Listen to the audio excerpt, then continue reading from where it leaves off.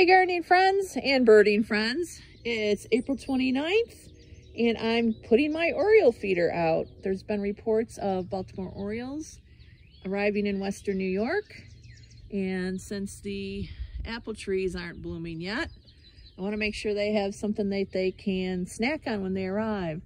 So this is my Oriole feeder and I use the Hummingbird feeder formula.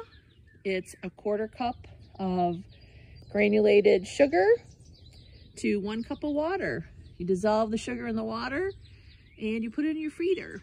Now, I don't put a lot in the feeder. As you can see, there's about a cup in there, but that's so that I don't have to worry about the nectar water going bad.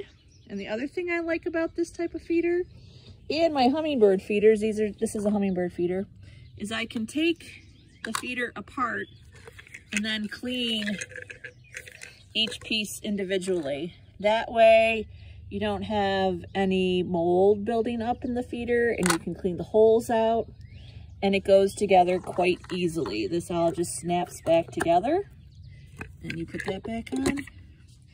Now, I usually don't fill the feeders way full. As you can see, this would hold a couple of cups.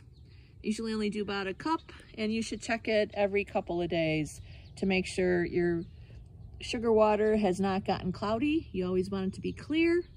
You don't want any mold or fungus growing in your sugar water.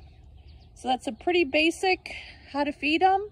You don't have to put food coloring in either. The color of the feeder will attract them. All right, have a great day.